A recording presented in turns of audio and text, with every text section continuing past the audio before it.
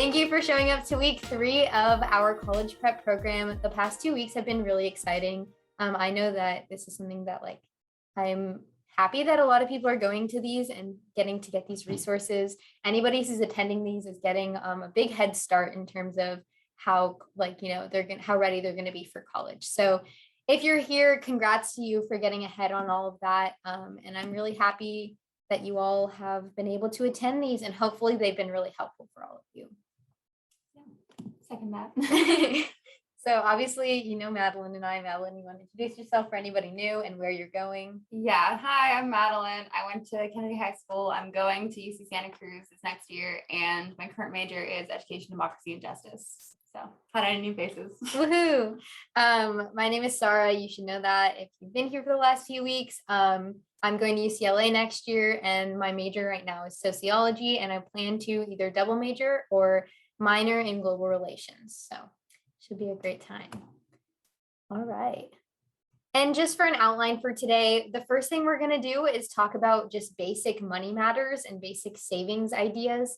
And, some ways that you can, start saving some money before you actually get to college. The second thing we're going to talk about is some federal aid opportunities, because there's a lot of different ways that you can get aid. So we're going to break those down. There's federal aid. Then we're going to talk about additional aid, which you can get from private sources.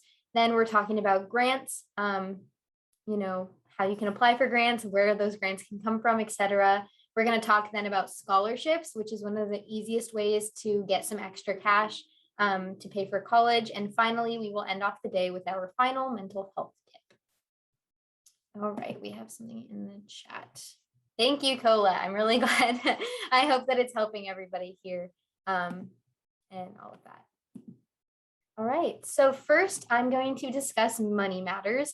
Obviously, college is something that is pretty pricey, so we want to give you some tips before college while you are still in high school to better manage your money and better start saving up that money so that when you go to college, you don't have to worry as much or be as stressed or maybe have to work as many jobs because you've got a bit of money saved. So just to kind of go over it, college inside the US is extremely expensive. This is something that's talked about a lot in other countries, is how expensive it is to get an education inside the United States. There are so many different factors that go into how pricey it can be to attend a college or a university inside, the United States. And here's just some of those factors. The first is tuition. This is basically covering the price it is to get some of those credits. So, if you're taking 4 credits a semester, then you have to pay for 4 credits a semester. And depending on the school that you're attending, that tuition will differ. I know that for some schools, it can be like a couple $100s, maybe even less. But for other schools, it could be thousands of dollars for credits. So it really depends on which institution you're attending. But tuition is one of those big cost factors that you have to think about when we're thinking about how expensive college can be.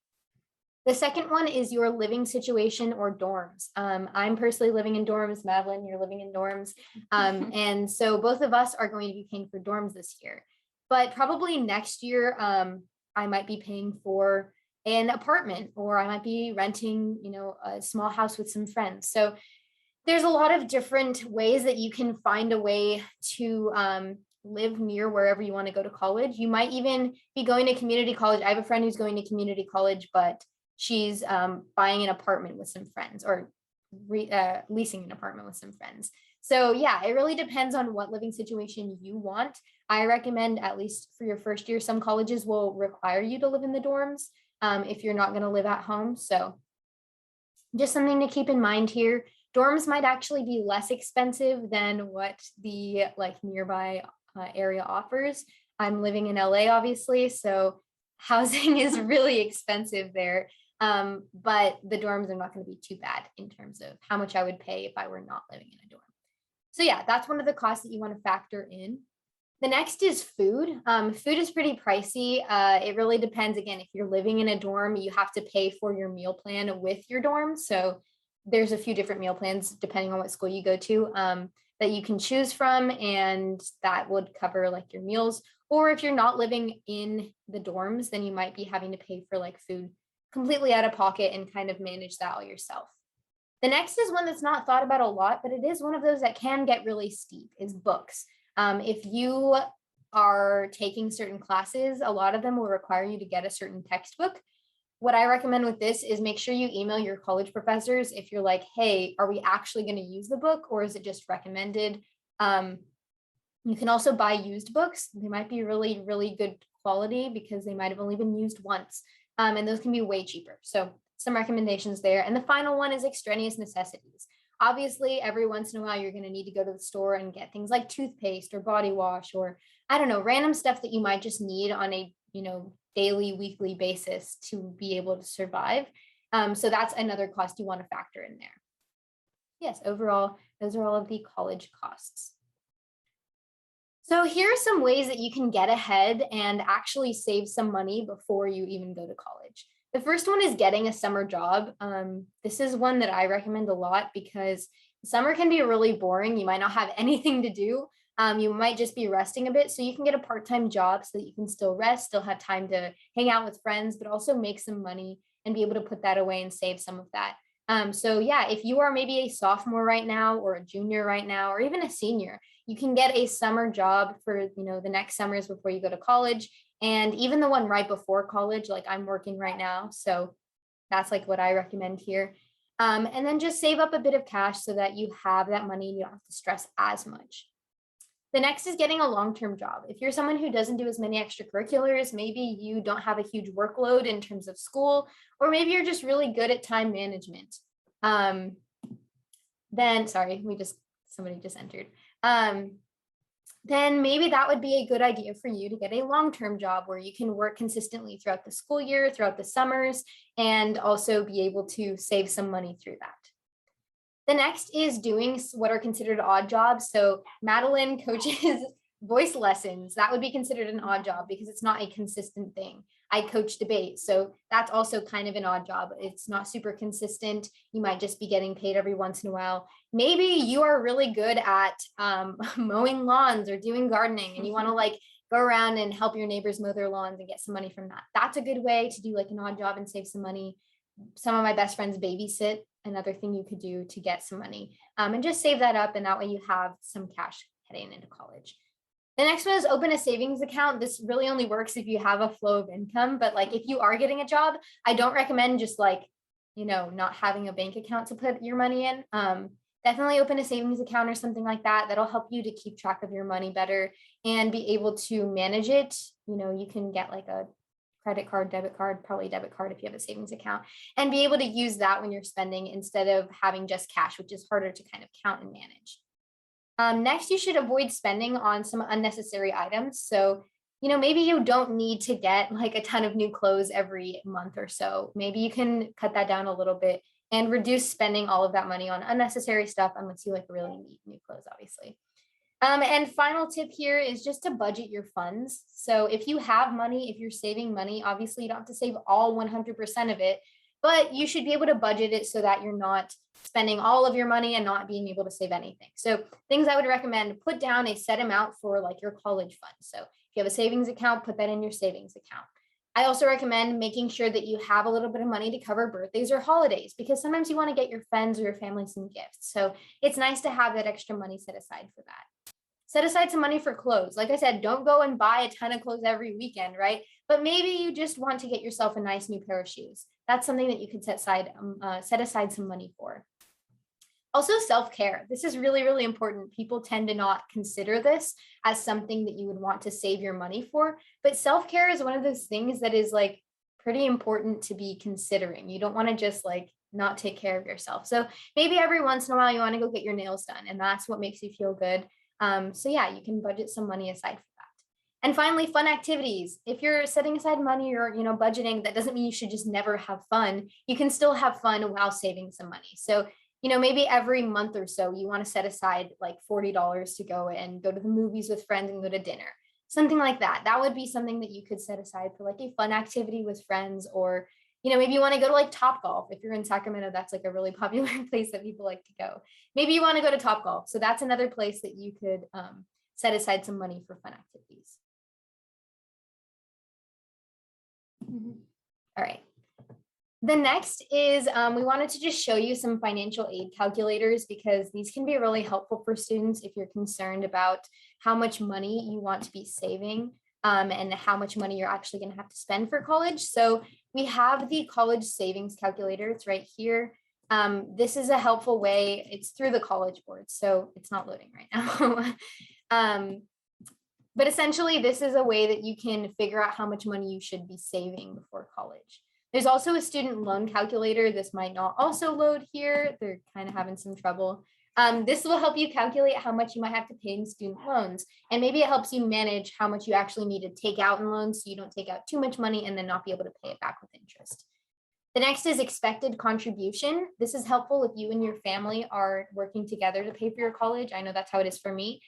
So maybe you and your family can talk about the expected contributions, and this will help you to decide how much expected contribution you want to put down on things like the FAFSA, which we'll get to later, because that's a section in here that you might need to, put down.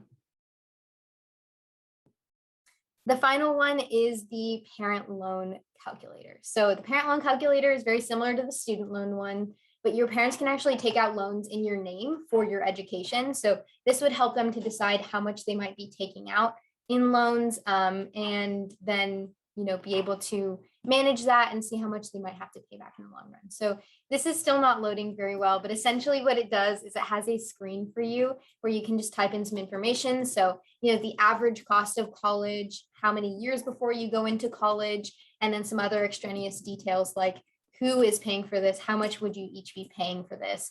And that might help you to just be able to decide, how much your family is willing to pay for college, how much you want to save up before then. It also is really helpful because it tells you how much you might fall short. So if you put in information, it will actually help you calculate, oh, is this enough money? Or do we need to maybe get more aid? Do we need to contribute more and save more as a family? Maybe we need to cover some of this with an institutional grant. So that might be something we want to apply for. Stuff like that. That'll be really helpful for you. All right. With that, we are going to introduce our guest speaker. Mr. Stewart-Carballo, are you ready to speak?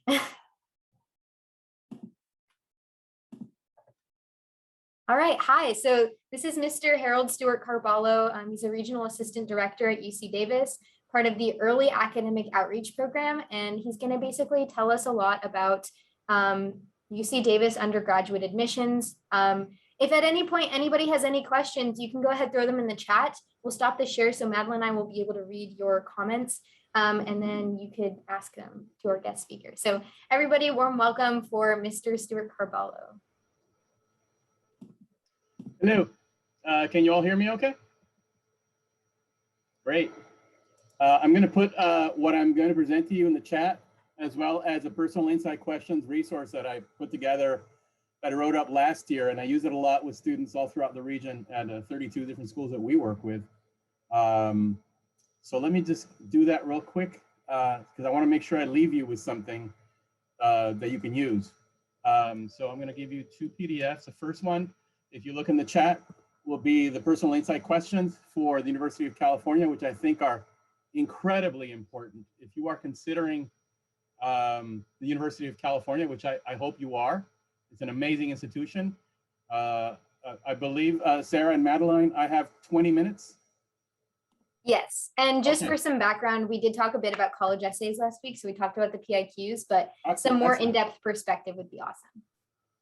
Great. I won't do too much on that. That's why I'm giving you the handouts, but part of my presentation actually has that. So I'll talk a little bit about that, and I'm more than happy to answer as many questions as I can answer. If I don't have the answer, I'll look it up and get back to you. I'm not going to give you bad information. I never do that. So the other thing I want to give you is the presentation today. So there it is. So you have both today's PowerPoint, which I want you to have as a resource, and I'm giving you the UC Personal Insight Questions handout, which is a kind of a good primer to you go question by question and going over the things that you already learned last week if you talked about the personal insight questions and a lot of the insight that you're getting from your own peers, which is often the most valuable feedback that you can get, to be as genuine as you can in your response to questions. That's, if I can give you anything, these are responses to questions. We're not looking for Sylvia Plath Ernest Hemingway. That is not what it's about. It is about, we're asking you some questions. There's 8 of them. You choose 4. You answer them as honestly and as succinctly, because you only have 350 word limit, right? The hardest kind of writing to do is, that kind of writing. Y'all know what I'm talking about because you're all really smart. So you know what I'm talking about. I think I have sharing privileges. Am I right? You should be able to. Let me know if you don't, and I Not can. yet. It says I'm disabled as a participant. Okay, you should be able to now. Okay, let me try again. Here we go. All right, I am. Can you all see my screen? The PowerPoint? Great. All right, let me, sorry, it's been a long day. So, and it's only 2:23 and it already feels like a long day. Isn't that crazy? I'll have days like that. All right, so really quickly, my name is Harold Stewart-Carballo. I'm the Regional Assistant Director for the University of California's Early Academic Outreach Program, EAOP, the largest pre-college outreach program in the nation, maybe the world. We serve over 45,000 students up and down the state of California. There's one EAOP program at every one of the 10 campuses, including our non-undergraduate campuses, UC San Francisco. They have, my buddy Miguel actually runs the program at UC San Francisco. So they still do outreach. Wherever there's a UC, there's a high school outreach component, and EAOP is it. EAOP specifically focus on students that are first generation and or low income. And we start working with students 7th through 12th grade. So that's a little bit about that. But I'm here to talk to you about the University of California. And by default, if I can, I'll talk about a little bit about financial aid and a little bit about the personal insight questions. And I've been giving 20 minutes. So it's a lot in a little amount of time. So I'm going to be speaking in my best Spanish, which is faster. So I hope you all speak Spanish. I'm kidding. I'm not speaking Spanish. We're going to do it in English. Pero puedo presentar en español si quieren. I can present in Spanish if you want me to. All right. So the UC campuses. Y'all know the 10 of them, right? Can somebody recite all 10 of them for me? Here are the pictures of them, right? My favorite one, because my daughter is going there in September, is UCLA. Top left right there. That's Yay, me. Woohoo! Top of the heap with UC Berkeley on the right. Sather Gate on the right, the big admin building on the left. If you look at it, there's 2 towers designed by 2 dueling architects. And one of them said, I only want 2 windows on one, and the other one said 3. And you can see that the building, one half looks one way, the other one half looks the other way. It's a case study in egotistical architects, right? But it's a beautiful building, and it's an incredible campus in the middle of West Hollywood. I love UCLA. Actually, I love all of the UCs. They're just amazing campuses, incredible resources available to you, not only in the scope of majors that we offer. I work at one of them, this one here, just UC Davis. We offer over 106 different majors in 4 different colleges. I mean, just a ton. I mean, UC Davis is kind of like, in my mind, the gem of the entire system, because some people you say UC Davis and like, where is that? Right? And then some people you say UC Davis, they're like, go Aggies! They really know about us because we were once actually part of one big university. Y'all know what UC we were originally a part of? Davis was once the farm. An hour away from us is UC, the oldest, Berkeley. All the plant sciences and animal science studies happen on the farm, an hour away. And we were the farm to UC Berkeley.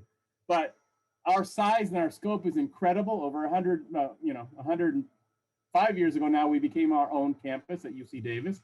But we are the largest of all of the 10 campuses. But of course, every single campus is unique and special in its own way, in its own specific location, and the many different opportunities. So when you say you're going to apply to the University of California campus, the first piece of advice that I'm going to give you is please apply broadly. Do not do the, UCLA, Bruin all the way or die. Don't do that. Not a good application strategy, right? Y'all are going to apply broadly. That means you're going to apply to 4 to 5 UC campuses because you want to spread the possibility of being admitted or not, right? So you want to make sure that you actually have a fairly broad application strategy, which hopefully includes CSUs as well. Do not knock the CSU system.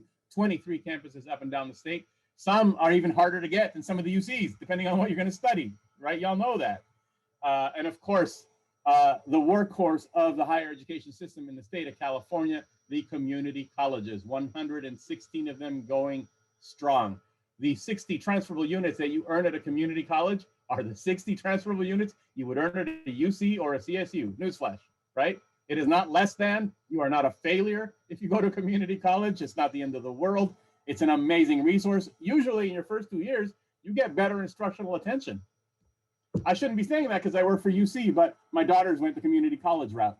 They actually went to Sac City College honors program, got into Berkeley, UCLA, every UC they ever wanted to, right? Did really well, kind of a straight shot that way, really worked well for them. Highly suggested pathway for those of you who are considering the transfer pathway. But of course, if you are really at the top of your game already and you're applying for freshman admission, some UC next year, you know, apply away, but apply broadly. Where are we? We are all over the state. As you can see, we are the northernmost of the UC campuses. UC Davis, the largest acreage-wise, we are ginormous. We are a big, big old campus. Most of it is cornfields and places with cows and pigs and stuff like that, right? But the campus itself is big. It's a fairly 1950s kind of feel kind of campus. But there's been a lot of building going on lately. What I like about UC Davis in particular is it's a quiet, serene campus. If you're the kind of person who wants to be in a big, big campus, but in a small, small town feel, Davis is a place you might want to visit if you haven't, and check it out. And of course, as we go down either Highway 80 or Highway 99, depending on what you like to drive on, we've got UC Berkeley in the Bay Area. Of course, we don't list UC San Francisco because in the map here, although we put it in the list, because it is a professional campus. It's a professional medical school nursing program. UC Merced, Santa Cruz on the coast, the UC with no there. If you've been to UC Santa Cruz, you'll know what I mean. You're like, when they built it, y'all students were complaining and protesting and wanting ethnic studies and wanting us to get out of Vietnam. And you students are the people who actually tell us what's going on and what's going wrong. And then when they're building UC Santa Cruz, they said, let's not create a there, so nobody can gather anywhere. So when you walk around Santa Cruz, you're like, where's the student center? You know, you'll see animals and you'll see all kinds of insects, and you can hear the ocean way in the distance because you're on the Lone Mountain campus, but there's no there. But that's what people love about that place. And it's just an incredible place insofar as the broad breadth of majors that they offer. On down the coast into UC Santa Barbara, UC Riverside, UCLA, Irvine, and of course, down in beautiful San Diego, UC San Diego, amazing campus. So I probably ticked off one of the UC campuses that some of you will be considering. I'm not sure or not, but let's talk about our mission and you. So when you consider all of the UC campuses, over 700 majors. Not to overwhelm you, but we do offer quite a bit insofar as opportunities for you to, you know, explore. And by the way, the average student will change their major 2, 3, 4, sometimes 5 times in their first 2 years, right? Although we do want you to declare a major and have an alternate when you apply. Note, when you actually submit your application. We conduct research. So if you want to be at the forefront, you know, the difference between the CSU and the UC, the CSU teaches you the how, the UC teaches you the why. You know, why is it that there are 850 varieties of rice? Why would that be important? Well, we have found out that some of the varieties of rice actually can grow with less water. Some of the varieties of rice actually will not be eaten by certain insects. Some of the varieties of rice will actually can be genetically engineered. I know you may have feelings about that one way or another, but genetically engineered to have more protein in them, thereby helping children live longer in the first 2 years of life. So we lower the infant mortality rates, things like that. You can research those things, learn more about them, and make a difference in humanity in a variety of different ways. You can change the world, basically. We provide public service. So we teach, we do research, and we do service. The reason you have quite a few different UCs that have big regional hospitals, it's part of our public service mission. You're in an accident, it's somewhere from the Oregon border down to Sacramento. Guess where they're going to take you to actually get acute trauma care? You're going to be flown in by helicopter to the UC Davis Medical Center, right? The UCLA Medical Center, UC Irvine, so on and so forth. It's part of our public service mission. The reason we have EAOP programs, by the way, if you ever want to work for EAOP, we pay $15 an hour. And we train you to actually become a counselor, a pre-college counselor. You work alongside really boring people like me to actually go into high schools and teach young people about what it takes to go to college. So we teach, we do research, and we do public service. UC system is incredible. It is really one of the most incredible systems of higher education on earth. I mean, I'm not saying that lightly. It is what it is. You know, it is what it is, right? Global recognition. 62 Nobel Prize winners on our faculty, with one faculty member winning twice, and the most recent in 2014. You have faculty like Dr. Robert Reich, the former Treasury Secretary under Bill Clinton, who's a professor at UC Berkeley, and everybody's fighting to get into that class. Why? Because Dr. Reich is a pretty incredible human being, on top of just being an amazing, amazing scholar. UC research led to 86 new startups and 1,769 new inventions in 2019, the equivalent of nearly 15 new inventions per day, 39 million volumes in the library, and second only to the Library of Congress insofar as the libraries that we have. Why is that important? Well, if you're a student and you're interested in doing research and changing the world, you need access to knowledge. We provide you incredible access to knowledge, both analog and, of course, digital. More PhDs granted than any other university in the United States. Some really cool programs that we offer: the Education Abroad program, EAP, through the UC system. Tip that I want to give you: if you want to go do at least one quarter or one semester outside of the United States, which my number one advice to all my students is, get out of the US for at least one quarter, one semester, or 1 year. Why? Because you will see what you have here. You will recognize what you have, what you don't have, what you would like to have, what maybe you don't want by getting out. You know, as Mark Twain said, the biggest slayer of fear and racism is travel. Get out. Don't become so afraid of the world. Travel, get out. We have an amazing Education Abroad program. You want to learn more about policy? You want to learn how laws are made? Well, the UC DC Center in Washington, DC actually is available to you. And also the UC Sacramento Center. Sacramento, basically, because it's the capital. If we were a country, California would be the 7th largest economy on earth. And you live here, you could actually go work for a legislator at the Capitol if that's something that you're interested in.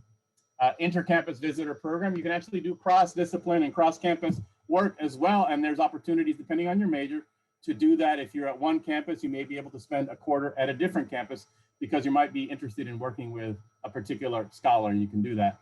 And of course, undergraduate research. Research is not just for science majors, it's for everybody. You can do research in so many different disciplines. Work and learn programs, internships. Many of the UCs, including UC Davis, we have the largest of all the internship and career centers, and we have quarterly large career fairs where most of our students actually find placements or ideas for things that they might want to do. So quickly, because I know I'm running out of time and I want to respect your time. Do I have 10 more minutes? Yes, Okay. you have about 10 minutes left. Can anybody tell me what library in the UC this is? I want to say UCLA, but I wasn't allowed inside the buildings when I visited. That's So. absolutely right. They're not letting us into anything. We got to look at everything from the outside right now. UC Berkeley, that is Doe. And it is as quiet as it looks. And it's a wonderful place, though it echoes a lot. Doe has many different places where you can go and actually hide yourself and study, whether you go down to the basement, up in the upper reaches of the library, or some of the more traditional places like this gorgeous space. I mean, just incredible places for you to actually study if you want to be somewhere where you want to be surrounded by people who are trying to focus on preparation for the next class, for a test, writing a paper, whatever they can. Or you can be outside, or you can be at a local cafe. There's so many opportunities. The beauty of the UC campus is that we are integrated within these communities that we're in. When you think of UCLA, you think of Westwood. When you think of Davis, you think of downtown Davis. When you think of UC San Diego, well, you think of Santa Barbara, what do you think, right? Surfing? No kidding, no, you don't want to go surfing, although it's right there and the ocean is lapping at you and all kind of stuff. It's, you know, there's opportunities for you to do that as well. Going to school is not just about getting the degree, folks. It's about meeting people, connecting people. You get a degree and you meet people. Every job I've gotten since I graduated from college, 5 years ago, no I'm kidding, a long time ago, since I graduated from college a long time ago, every job has been because of who I have met in my undergraduate experience and then ultimately in my graduate experience. Y'all know this, but I'm going to have to just show it to you, right? Y'all know this. Minimum requirements for admission, right? A through G, college prep requirements. These are the minimum 15 courses that you need. If you're applying to UC, I hope that you have rigor. In other words, yeah, take the 2 years of history and social science, that geography or that history class and that US history class, but then take an additional thing if you can. Obviously, you've all taken econ or maybe an honors econ class and a government class, which you need to graduate from high school. English, yeah, English 9, 10, 11, and 12. In 11 and 12, UC is going to be looking because of, you know, eligibility in the local context. Your competition are your peers next to you at your high school, right? 9% of you, if you're in the top 9% of your class, you are going to be guaranteed admission into the UC. Note something though, admission is guaranteed into the UC, not the UC of your choice, right? That'll all depend on how you have done 9th, 10th, and 11th grade, 12th grade, but I'll explain how that works. Mathematics, 3 years. 4 years, actually, if you want to be competitive, right? So integrated 1, 2, or 3, and then an advanced pre-calc, calc, trig, stats, those advanced math classes. Lab science, biological science, and the physical science. You all got the bio, you all got the chem, right? And if you go to the additional 3rd year, maybe an honors bio, maybe a physics, whatever it is that's offered at your school. Language other than English, we call it the LOTI requirement, language other than English. You want 2 years, 3 years if you want to be competitive. Visual performing arts, 1 full year of the class, same class, the 1st semester and 2nd semester. And the G requirement, college prep electives, which can be met if you went above and beyond what is actually being asked of you in all of the other academic courses. So we are test blind. Yay! You can all say yay! We are test blind for 2022. Woo! Yeah! I'm cheering for different reasons because in terms of equity, I think it's a victory for equity in a lot of different ways. Yes, you're my family, you agree, yeah. And I think it's a really important thing. So you don't need to worry about that. You will not be penalized for not taking the test. It is not required, but we are going to be looking very closely, of course, at your grades, the courses you took, the rigor, C or higher and everything, obviously higher than C ideally, or most of the UC, or all of the UC campuses really. And the GPA requirement hasn't changed. 3.0 minimum GPA. Again, listen to my language. Minimum GPA 3.0. You're eligible to apply. Will you be as competitive? Maybe not as competitive. So you want that GPA to be a little bit higher. If you are a non-resident of California, the GPA is a little bit higher, 3.4. We have a question in the chat. Yes. So somebody is studying in Mexico, but takes all of their classes in English. So how would that affect their admission? It all depends on what is the institution that the student is attending that is granting them the credit. So if it is an institution based in Mexico, then they would be considered obviously a non-resident. And of course, I don't know what their immigration status is. So that would play into it as well, insofar as whether or not they would be considered an international student who pay a different set of fees as well. Good question. All right, system-wide guarantees, the statewide path. Statewide, if you're in the top 9% statewide, and I actually included, that's why I gave you a copy of the PowerPoint. There's a link there to the UC admissions index. In the PowerPoint, you'll actually find it. And if you're in the top 9% of your graduating high school class, you then basically have an advantage. Or the local path guarantee, if you're the top 9% at your high school, and basically the applicants must have a 3.0 GPA or better in a specific set of courses and meet the 9% benchmark for the GPA for their high school. Your counseling office every year sends the UC at the end of your junior year, it sends us your transcripts information, and we determine who the top 9% are at your class, and your school should have that by the time you get back to class, I believe. Requirement versus selection. Every UC campus receives the same application. You don't have to apply to this campus or that campus. It's one consolidated application. We review them for minimum requirements. We review for admission selections individually. Everybody gets 2 human eyeball look at your applications using the content of the application. Again, I want to repeat that. Using the content of the application. We only know what you tell us, right? Why are the personal insight questions so important? They add fiber, context, additional information, which the fill in the blank part of your application doesn't tell us. That's why the PIQs are so important. And that's why y'all are working on them this summer, right? to have as many people look at them, critique them, give you feedback as possible, and use whatever tools you have at your disposal. I just gave you one. I put it as a PDF there as something that can just help you to get started to actually write your drafts. But please start working. I'm going to say that again. Please start working on those drafts now. When I leave here, you're going to start working on getting whatever. Just start as soon as you can. Start as soon as you can, please. They're very important. All of us actually at the UC system and admissions office, I wear 2 hats. I work with EAOP, but I also read applications every year for my UC, for UC Davis. I read hundreds of applications for students. And I can tell you what the campuses are looking for. So strong course preparation. Ignore that test score. That's an outdated part of this presentation. But grades, yes. Yeah, you can just ignore it. Erase test scores. We look at grades and the strong course preparation, obviously rigor. When we say rigor, academic spark, as we call it. Oh, the student's on fire. They didn't just do 4 years of English. They did 2 years of AP and honors level English. Wow, that's awesome, right? Oh, they didn't just do 3 years of math. Look at them. They did pre-calc calc because they did algebra in the 7th grade. Wow, they did integrated 1 in the 7th grade. That kind of a thing. That's what we call academic spark. and rigor. And some students have that more than others, regardless of what school they attend, right? So we assess students within context locally of their school. So their educational and their personal environment, because it varies from school to school, district to district, community to community. That's why we do comprehensive review. Or at some campuses, we do holistic review, where we do an even deeper dive to see where it is that our students are coming from and what are their experiences, because a student may have one GPA, but another set of experiences that really kind of levels out the playing field for that student when compared to another student who is just GPA, but they've done nothing else. There've been no other extracurricular activities. They've not actually learned anything outside of the classroom other than what they got grades for. Again, UC is looking for extracurricular activity, GPA and extracurricular activities. What have you learned outside of the classroom, grades 9, 10, 11, and 12? Don't talk to us about 7th and 8th grade or your perfect attendance score in 3rd grade. That's great, and congratulations for having perfect attendance in 3rd grade in Mrs. McGillicuddy's class, but we don't want to know about that, right? Right? What we want to know is 9th, 10th, 11th, and 12th grade, how were you adding context and richness and experiences and deciding how you want to actually change the world through the activities and things that you did outside of the classroom, not just to fill your resume, because we'll see that. If all your activities are all put in the 12th grade, I mean, we're not blind. We know what you're doing, right? But if we see context and we see richness, 9, 10, 11, and 12, then that really makes us interested in your application, right? As we score them, right? Available resources and opportunities are taken into account. Did you go to a school that had a lot of things available for you, and did you take advantage of them?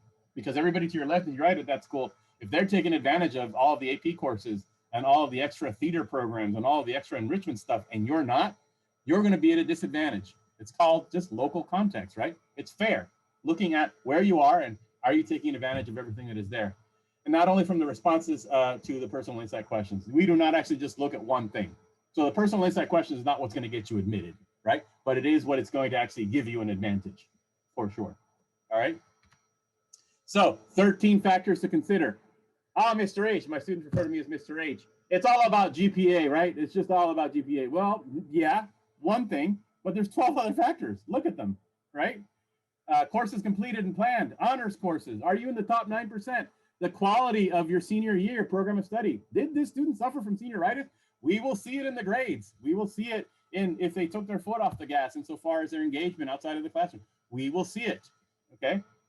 That's just something that we're looking for, because everybody who's competing with you is doing the same thing. Academic opportunities in California high schools, performance in academic subject areas, achievements in special projects, improvements in academic performance. If we see somebody's grades kind of do this, but then we see it kind of go up, I know always when I read the PIQs, there's a story there. Something happened in that person's life, but they managed to go through it and come out different and better for it, or different and stronger for it.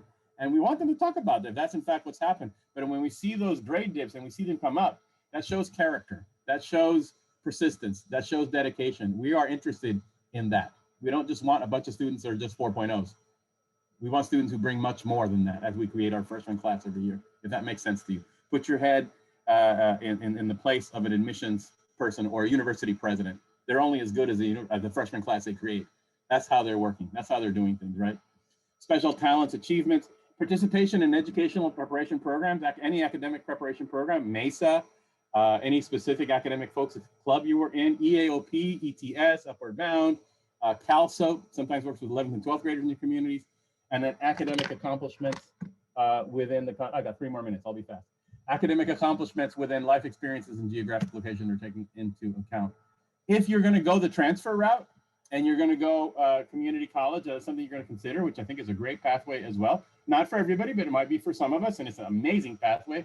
There's the 7 course pattern that you will need to complete, which is 2 transferable courses in English Comp, 1 transferable course in mathematics concept and quantitative reasoning, usually algebra or higher, 4 transferable courses chosen from at least 2 areas of arts and humanities, social behavioral sciences, and physical and biological sciences. So basically, really, when you go to community college, you're trying to earn 60 transferable with a T, they need to be transferable courses, or 90 semester units, or 90 quarter units that are UC transferable. And that's why it's important to, when you go to community college, make sure you go to community college with a plan. And if you're going to community college, it doesn't mean that you took your foot off the gas, academically speaking, in the 10th grade, because in 10th you decided you want to go to community college. No, more reason to put your foot more on the gas, because you want to get through the community college in a year and a half, 2 years, 2.5, 3 years, depending on how long it's going to take you. But the more prepared you have become in high school, the faster you will go through community college and be able to transfer, okay, to get to those 60 transferables. So think about it in those terms, right? And personal insight questions, all the applicants must respond to 4 questions. Each response has a maximum of 350 words. You already talked about this already, so you know this.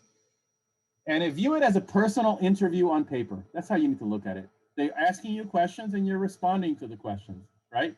We are not looking at it, to see what type of writer you are. Of course, we don't want to see a bunch of run-on sentences and stuff like that, because that does make an impression, right? But we definitely want you to look at it as a personal interview on paper. If you're going to be applying to the or I should say, when you apply to the UC, the application is available August 1st. Application submission period is November 1st through the 30th. $70 application fee. There is a fee waiver available. You can actually put in all your personal, financial, family information on there, and the system will tell you whether or not you are eligible. $80 for international applicants. The UC does not have an early action or early decision process. Okay, we do not. We are not a private university. We don't have those resources and ability to do that. That doesn't mean we're less than. It's just we don't have that process. We need to be fair. We're a public institution. We are funded by you, the taxpayers. So this is just how we do things. Apply broadly across the system to the campuses that interest you. Please, again, apply broadly. You want to apply, you go here. A couple of useful links that I'm leaving you with here are information on applying to the UC, more information on the selection process that I was talking about, the 9% information statewide and local context that I talked about. You can find those links there. More information on the transfer process, more information on the transfer insights. Plus, I gave you the PDF of the little primer that I developed for my students that I'd like for you to use if you can. More information on application procedures, the H3G, and the community college courses, also to learn from ASSIST. The ASSIST website, by the way, is an amazing tool if you're going to go to the community college route, and it has been finally updated and is working as it should. It has not for the last 5 years, working as it should, but it is now. So if you want to learn more about the transfer pattern, the ASSIST website is working, and of course, more information on UC transfer pathways. Financial aid and scholarship information. Obviously, all of our UCs have financial aid net cost calculators, and you can figure out your net cost. It'll actually just walk you through a couple of questions that you can figure out. We are a dreamer state, thankfully. So we have resources available for documented and undocumented students. Most of our UCs, actually almost, I think all of them now, actually have undocumented student centers. If you want to learn more about the middle class scholarship available through the state of California, you can do that, or the free application for the federal student aid from the federal government, or the California Dream Act application. So I wish you great success in your application to, wow, hey, oh, I went a minute over. I'm sorry. I did not mean to crush your plans here, but any questions, anything that I could answer, you could, however it is that Sarah and Madeline, you want to facilitate that, I can do that if you like. Yeah, we generally have people either like raise their virtual hand or put in the chat. It looks like we have a question from Colette. Is it $70 for each UC, or is it just one for the general application, one payment? Per campus, yeah. Per campus. Per campus, Right. yeah. So yeah, I know it can add up. We applied last year, so. Yeah, but if you, know. But if you have any questions, whether or not you might be eligible for the waiver, submit the waiver app and see what happens. Yeah. Good question. Sure. Does anybody else have any questions? They might take us. Okay. Go ahead, Kavish, if you want to. I had a question about the GPA improvement thing that you were talking about. So yes. You had mentioned the idea that if your GPA drops in the middle and then it increases later on, it shows academic rigor as if you've come through something difficult and moved on. Yes. But would you value a student that has done that over a student that has just had steady, consistent, I don't know, like a 4 or something higher than that? We look at every application individually, and we look at it within the holistic review context. So it all depends on what information is provided to us and what we can see. So it behooves you, it is to your advantage to actually use the additional comment section in the UC application, to give us addition. You have 500 word limit there. It's like, take advantage of those 500 words. If you have any question whether or not you might not be seen favorably, unfavorably, use everything that will give you a favorable light. And that is it's the additional comments. They're not extension of your personal insight questions, but they are a way for you to give us additional feedback on maybe additional context on what happened, right? As a result of why that grade dipped and what happened. And there are many different reasons for that. I can't tell you what it is in your instance, but you can. So let us know exactly what happened during that instance and explain, explain that part of your educational journey. Okay, thank you so much. Good question, Kavi. All right, do we have any other questions? Okay, it looks like we don't. So I just want to give a big virtual thank you to Mr. Stewart-Carballo. Thank you so much for being here. Thank you, Colette, for the little round of applause. I know we definitely appreciated your assistance, and I hope everybody else did. Is there somewhere that anybody can contact you or somebody who works with you if they have any other questions? Yeah, actually, I'm putting in the chat right now. Sorry, my email. All right, perfect. Sorry, I'm really a slow typer, especially when I'm looking for That's okay, don't worry. hjstewart@ucdavis.edu is my email. More than happy to try and answer any questions. And like I said, I will never make up an answer. If I don't have the response, I have so many people at my disposal, directors of admission in all 9 undergraduate campuses, and I can address those questions. Or if you needed to find out more about a particular major and wanted to connect with a particular advisor at a particular school, I highly suggest that you really, be the squeaky wheel. Don't be ashamed or think, I'm just a high school student, I'm just a first year college. No, you call, you put yourself out there, you dare to be bold, you dare to be, somebody who wants more information. These are public universities, we serve you. It's not the other way around, right? So look at it that way. Even if they're private, this is private, public, whatever, you have a right. This is your education, this is your life, and you need information before you actually make decisions where you want to go. And I think it's totally legitimate. And if you have any questions, I'll be happy to take an email from you. If you prefer to do it that way. I'll be more than happy to try and venture a good response for you. Thank you so much. Thank you. You're definitely welcome to stay and stick around, but if you have to go, we totally understand. Unfortunately, really I have to go back because I'm getting ready for it's one of those back-to-back days. But thank you so much. I appreciate you all, and thank you for inviting me. And good luck to you all. Good luck in your application process. Have a great summer. Thank you. Thank you. Bye. Bye. All right. Okay. I hope that was really helpful for everyone. That was definitely a lot of information, and you got it right from somebody who actually works for the UC system. So hopefully that was really helpful, and hopefully you take advantage of the resources that were shared with us in the chat. Thank you, Colette, for the virtual round of applause. So yeah, we are going to continue on. That went a little bit over time, so hopefully we'll be able to finish everything up here. But now we're going to move on to the topic of federal aid. So obviously that was a little short break, a little detour about the UC system in general, but we're going to go back to aid. So Madeline is going to talk about federal aid. Okay, so I'm going to try to go as quickly as possible, even though there's a lot of things going on with federal aid. So, oh yeah, I forgot I can click here. Okay, so the FAFSA is, by the way, I always say FAFSA and I say it wrong, so if I mess up, apologies, but it's FAFSA. So it stands for the Free Application for Federal Student Aid, and we have the link that we'll send in the chat so you guys have it. But this is for documented students, and you put in information to determine how much aid you will receive. And the aid could be in the form of loans, grants, and scholarships. And each individual university that you apply to is going to give you a different financial aid package. But in order to get any of the federal aid that you want, you have to apply to the FAFSA. FAFSA. There you go. Goodness gracious. Okay. What are the parts to it? So there's student demographics, school selection, dependency status.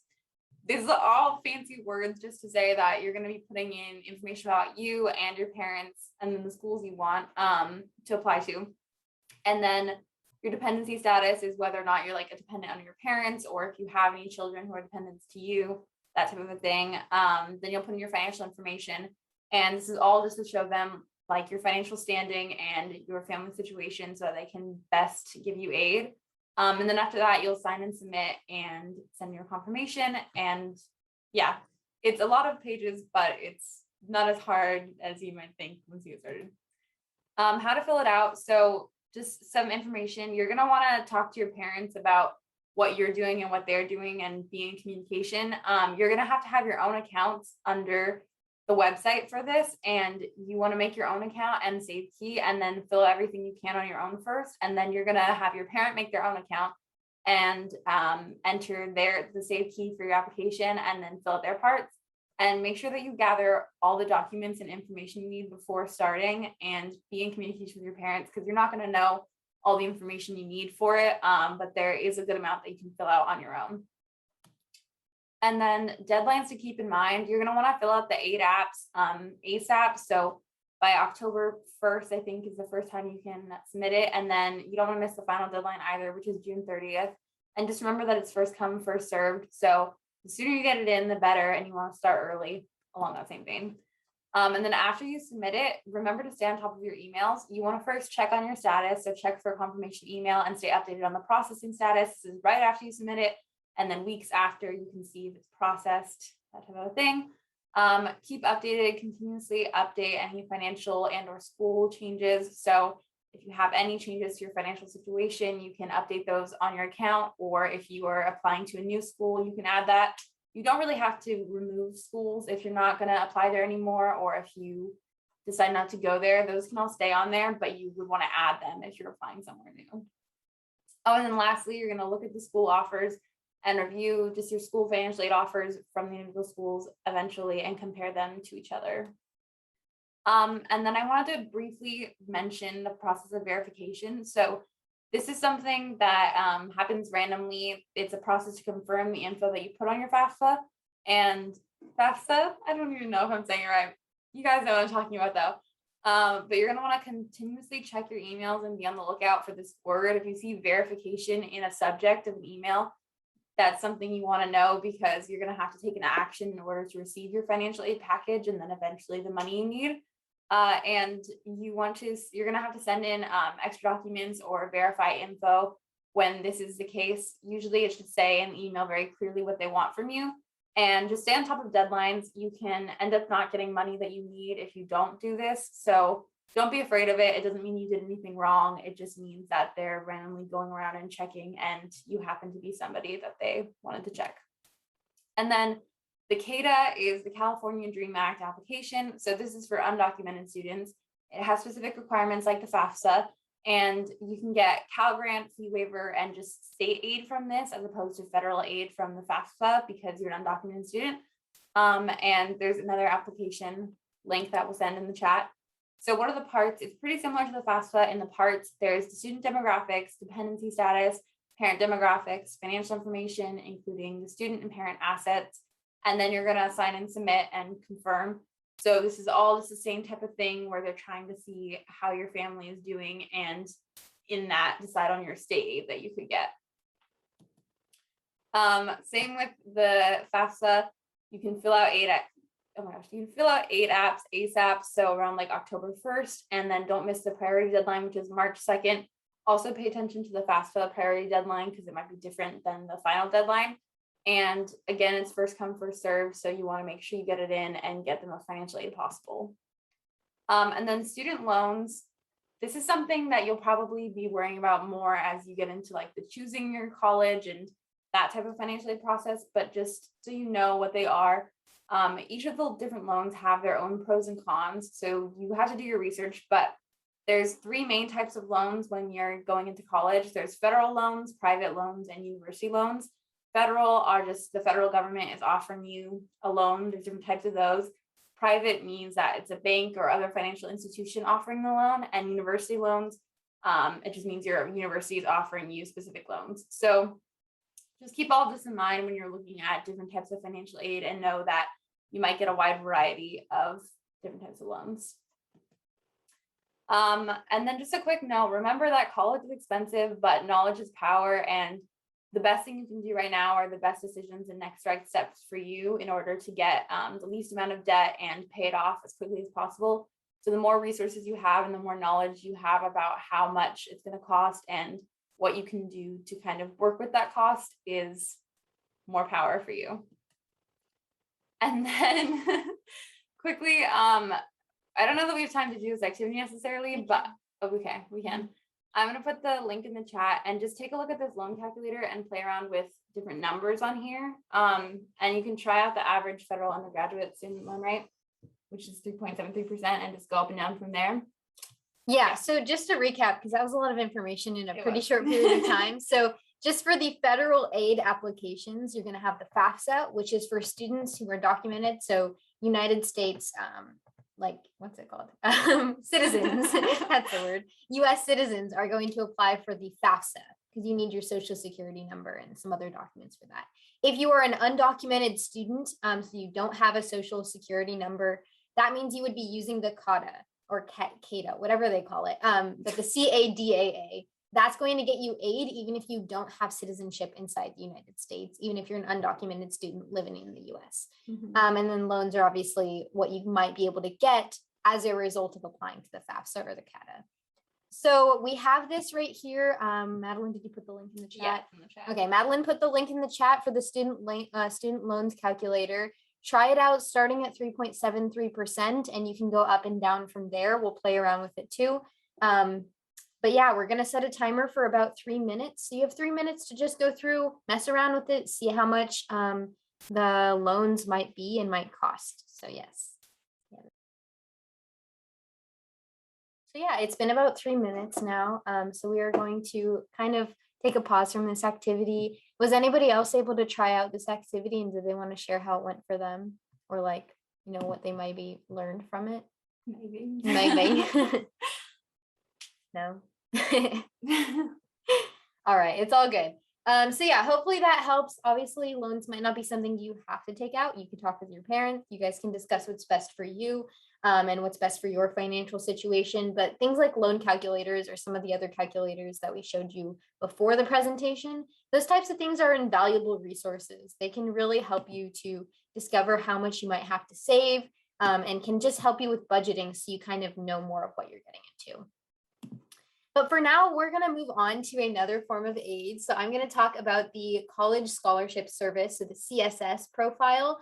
The CSS is a private institution. It's run through the College Board, but this can help you to get funding from your institution. You might get institutional grants. You might get some scholarships from your schools. So this is something that you might have to apply to depending on which schools you choose to apply to. So like I said, it's through the College Board. You know, we have mixed feelings about the College Board, but ultimately you might have to work with them for the sake of financial aid. We have the link. We'll send it in the chat. Can you actually send a PDF? Yes, we have a PDF that has all of these links in there. It is a private survey developed by the College Board. So it is not developed by the federal government like the FAFSA is. It's not developed by California state government like the CADAA is. It is developed purely by this private institution. But a lot of colleges, I'll show you this really long list, a lot of colleges actually need you to be able to fill this out in order to apply to their institution. So if you wanted to go to Boston College, for instance, or Brown University, which is a private college, you would need to be able to fill out the CSS profile so that you can get aid from them. And you have to fill it out every year that you are applying for aid. The difference between this and things like the FAFSA or the CADAA is that it provides additional insight into your family's financial status. So you do have to be a documented student, I believe, to take part in this and fill out the CSS profile, but I think there's other options if you're not documented. Okay, so the basic parts of this, there's the student information section. So you type in stuff about your demographics, some basic stuff about where you attended school and stuff like that, your address. Then you're going to talk about the parent information. So you fill out information for your parent or your parents. I personally have separated parents. So my mom and I filled out one on my account, and then my dad had to make an account and separately add in his information. So it might depend on whatever your familial situation is, but for me, I had to have 2 separate accounts. Then you're going to fill out the high school and college information. So you're going to put in information about your particular school that you attended for high school, or schools if you attended multiple, and then information about what colleges you want to apply to. Like the FAFSA, you need to have all of your colleges listed on here in order to get aid. So if you're applying to Brown and Boston College, you can't just put Boston College, you have to put both. And that way both of those schools can get the financial information. Then you'll put in information about your parents' assets, so property, stuff like that, any other assets they might have, stocks, stuff like that. Then you're going to put in dependent info. So if your parents have other dependents, like for me, I put my brother, then that would be something that you would want to put on this.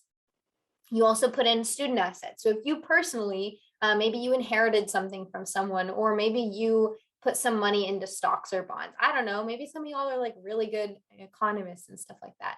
Then this is where you would put that in the student assets section. Finally, there are some supplemental random questions about your parents, about you, etc. You fill those out, and afterwards you'll have the confirmation, which is where you like sign it, and then the submission. I recommend keeping track of all of these files, like create a folder on an external hard drive of some sort and put all of this like information so you know you filled it out and you have a copy of it. In order to fill out the CSS profile, this one requires a lot of documents to have on hand. So you need your tax returns, any of your tax returns from 2 years prior. So I was applying for 2021 federal aid or CSS aid, so I needed the 2019 tax returns, so 2 years prior. You also need the income records. So you'll need the income records from the prior 2 years. So for me, I had the 2019 and the 2020 income records for my parents and for myself. Then you have the untaxed income section. So this is where you would put any untaxed income. This depends on where the income comes from. So, you know, some jobs are untaxed depending on what you get the money from. You'll also need some bank statements. I don't remember having to pull this up, but I think it might help. So make sure you have your bank statements if you need those to fill out the CSS, and any mortgage info. So if your parents own their house or they're paying off their house, then they'll need information from their mortgage, or if they have multiple mortgages, then that's where you would have that info from. The deadlines for this, it really depends on the college or university. I would say get it in as soon as possible. I think for me, I applied to a few private schools and they were between early January and March. So it depends. Unlike the FAFSA, I don't think it's first come, first serves. But I cannot drill this in enough. If you do not sign in the FAFSA in October, you're going to get less money. So when you have the FAFSA and when it opens on October 1st, set a reminder on your phone. Like I'm telling you now, put that reminder into your phone right now. On October 1st, fill out the FAFSA so you can get the most aid. And that way you don't have to worry about not being able to afford college. Okay, now Madeline is going to again talk about grants. So there's institutional and Cal grants. So here. Yeah, so what are grants just in general? Grants are free money, they're need-based awards, and as opposed to scholarships, which a lot of times are merit-based awards. And then the reason and source are different from scholarships, like I said, and just make sure you fill out your FAFSA and CADAA apps in order to get grants, because otherwise you won't be able to qualify for any. Yeah, and so the most important grant is the Cal grant, applicable to California students. So you need to fill out the FAFSA and CADAA or CADAA to receive. I can't emphasize that enough, like sorry. But this Cal grant is money for college that you don't have to pay back, which is really important because the least amount of loans you can take out, the better. And so this is very specific different types. Oh my gosh, I cannot speak anymore. There's specific different types of Cal grants. There's A, B, and C.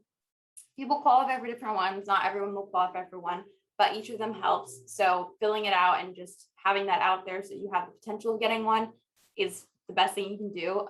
So Cal Grant A helps with tuition and fees at a four-year college. Cal Grant B gives a living allowance and it helps with tuition and fees after the first year. And Cal Grant C assists with fees or of a technical or career education. So they all have different purposes. There's a lot more like in-depth notes about them that you can find on some of the different links, but basically you want to make sure that you have access to them. And also as a note, it also depends on your income level. So you might have qualified for Cal Grant A and B depending on your income. If you're like lower income, maybe you get both. If you're like middle class, they have the middle class scholarship, which I think is Cal Grant B or Cal Grant C. I don't remember, but yes, there's the middle class scholarship. So even if your parents make like a decent amount of money, but you aren't like rich, big balling out there, you can still get a grant. And that's really helpful to pay for some of your college. Sorry, back to Madeline. Yeah.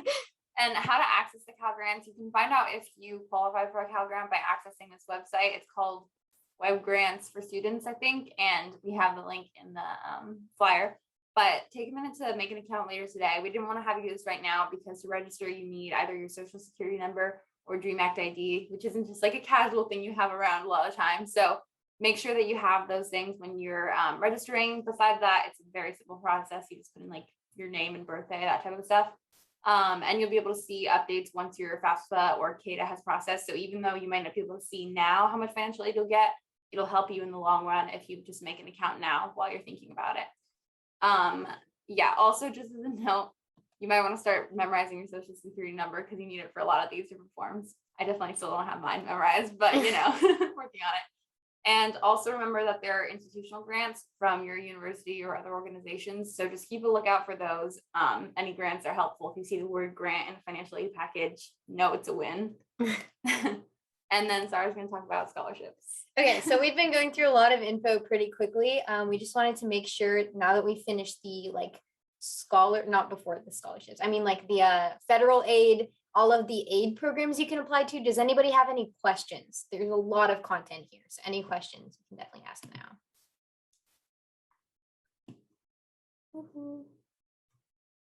Okay, Madeline also put a link in the chat. It's tinyurl.com/916rise week 3. That is a super important flyer. It has all of these links that we're showing you. So trust me, if you don't keep that flyer, like at least open it in a new tab or something, you're going to miss out on a lot of info. So definitely hold on to that. And if nobody has any questions, we are going to move on to the section about scholarships. So there's a lot of scholarships out there. You've probably heard, you've probably had your parents tell you, apply for scholarships. If you were in CSF at Kennedy last year, I definitely told you to apply for scholarships every single meeting. So yes, you probably heard from a lot of people to apply for scholarships, but we're going to show you how to apply, but also how to win scholarships because not everybody wins them. And here's some tips on how you can. Okay. So we want to focus on two main categories, I guess, of scholarships. There are local ones, which are scholarships from local organizations, maybe a local company or even a local business, maybe like the bake shop down the street has a scholarship or a local institution. So if you're in California, you've probably heard of the Elks Lodge. If you're in Sacramento County, I don't know if they're all around the country, but there's a lot nearby us. And so those have a scholarship every year. That's like a local institution. Then there's things like the national and global institutions. I'll talk about those later in my experience with those. But those are scholarships that come from funding sources all around the nation or around the world. Those are a lot bigger, less localized, less central. So here's some different places you can find scholarships. I recommend taking a screenshot. So you can smile for your screenshot. Yeah, take a screenshot of this. This is really helpful just to remember where you can actually find those scholarships. But I recommend looking first for your district. So I know if you're an SCUSD, they have a posting every single year of like 20 or 40 scholarships that you can apply to. I applied to a few this year and I got chosen for one of them and I got some money from them. So yes, apply for the district ones. Trust me, I have inside intel on this and nobody applies to them. There was like 9 people who applied to them. So if you apply to these, you have a really high chance of getting selected and getting some extra cash from them.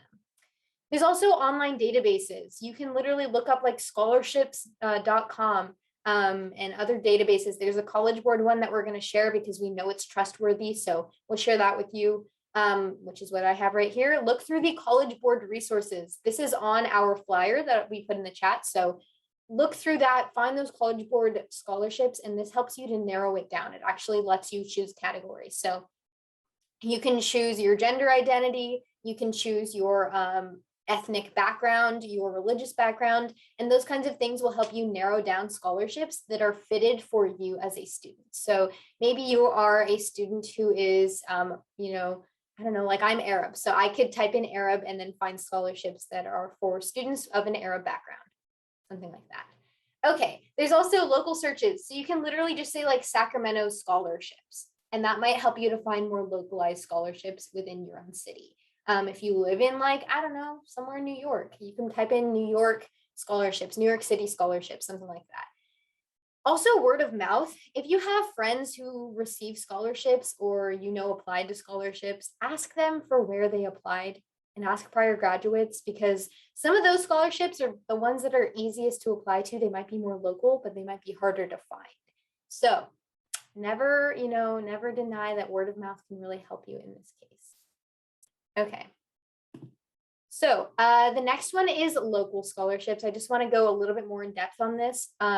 So there are some drawbacks with local scholarships. I will tell you now, these tend to be smaller award amounts. I know the ones from the school district that I talked about, Sac City, were between like $100, $200 to like 5,000, which 5,000 is a big amount for scholarships, but you know, they're definitely smaller than some that you might get at the international or national level. There's also fewer options. There just might not be as many. And they might require a membership into an organization or having a family member who is part of something. So I think like the Elks Lodge scholarship, you have to have a family member who is a member at the Elks Lodge, which I don't have one. I think these are a little unfair because they harm students who might be first gen students, and you know, maybe they don't have a like history of establishment in the US. So a little bit unfair, but you know, if you're a student who has family history, then maybe those would help you out. But there are a ton of benefits also. A lot of them are merit-based more than need-based. So if you're someone who might be like middle class, maybe you're middle class and you just need a little bit of extra cash to pay for college. These are a lot of oftentimes merit-based scholarships, which are helpful if you just want to apply based on the things that you've done, your grades, stuff like that, that you think can help you win scholarships. They can be easier to win. They might not have a ton of people applying to them. Like I said, maybe there's only you and 4 other people. And if you write a decent essay, you submit your transcript, that can help you out here. They're also easier to apply to in terms of them being more relatable. Like they might ask you to write about something that is has to do with your local community. They're pretty general topics. So sometimes it can be more like, hey, write about a time where you showed leadership. And some require no essays or supplemental work, which is awesome. You're like, hallelujah, I can just put my name into this and kind of get chosen that way.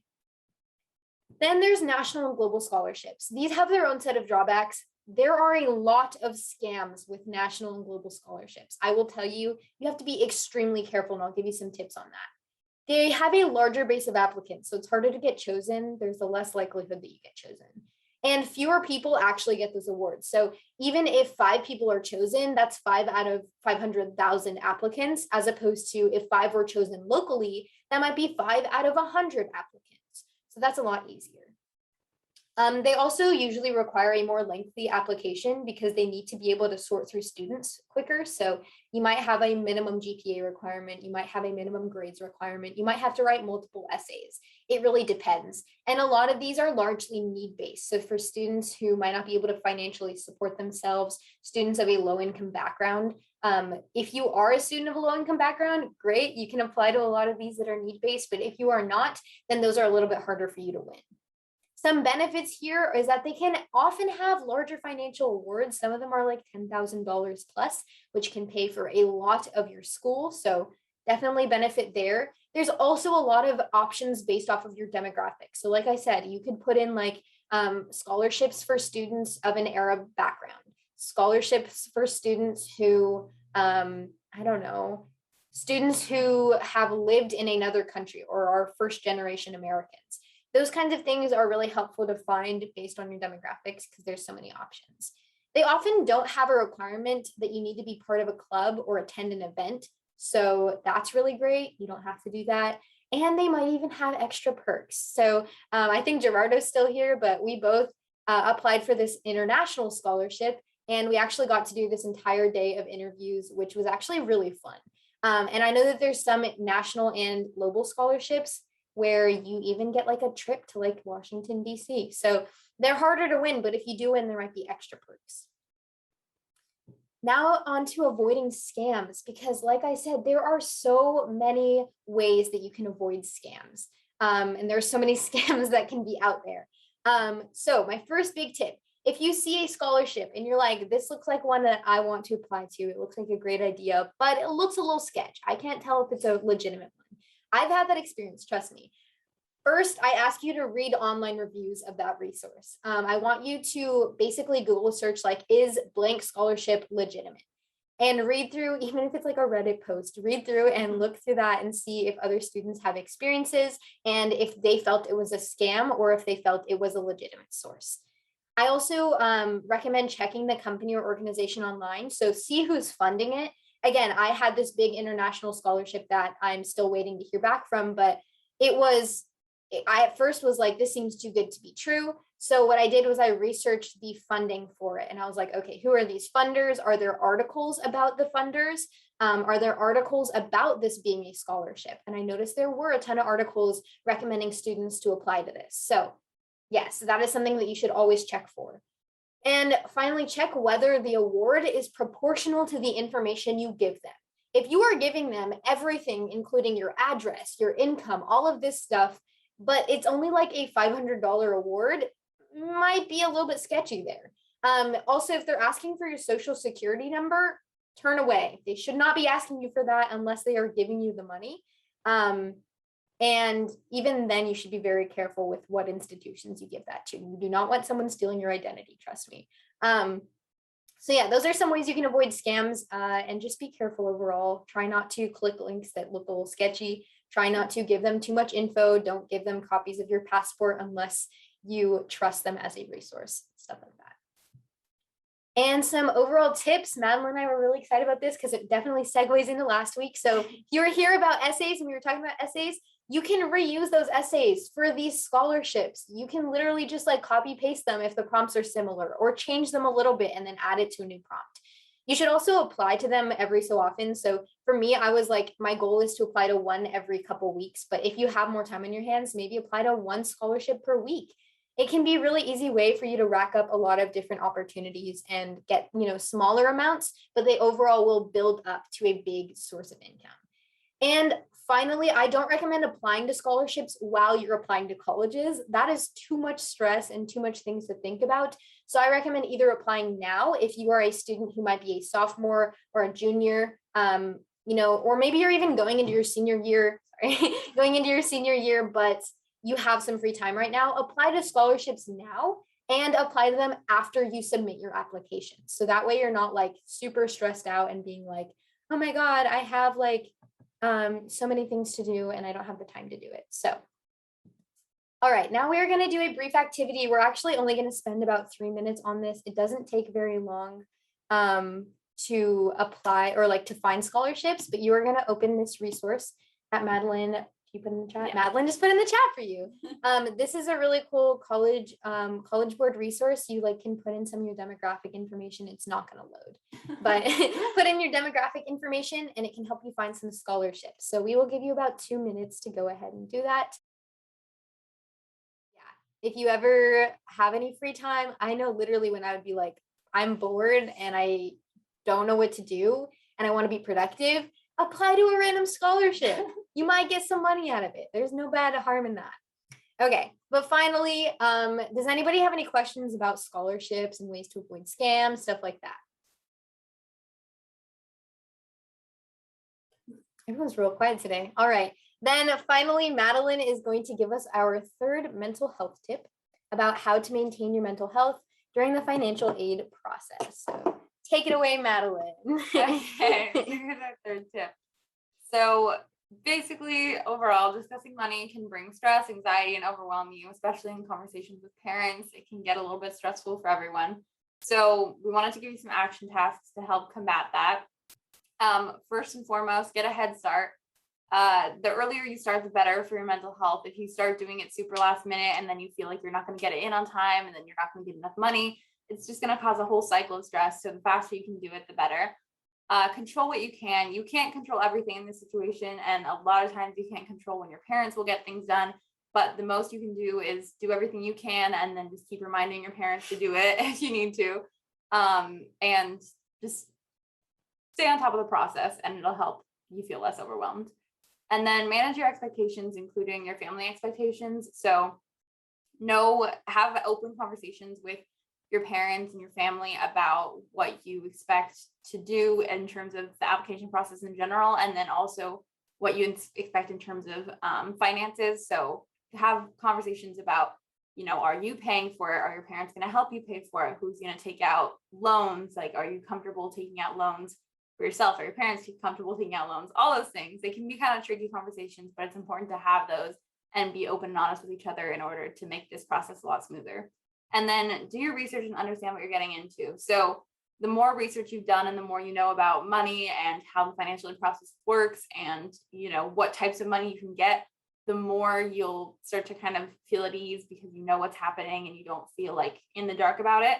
And you also understand what you're getting into in terms of financial obligations like loans, because you don't want to go into that blindly. So all of that is helpful. And then, yeah, I think that's all the main tips, but just make sure that you're taking care of your mental health throughout. Yeah, just make sure you're taking care of your mental health throughout the entire process of applying to college, and especially when you're talking about money and can get a little tricky. So yeah, thank you all so much for coming. Thank you for attending our third week. If you've been here from the beginning, like I said, you're a G. You're really cool. You're getting all of the information, and you're probably going to be one of the best prepared people in your like class of just being ready for college. And we have all of our info here.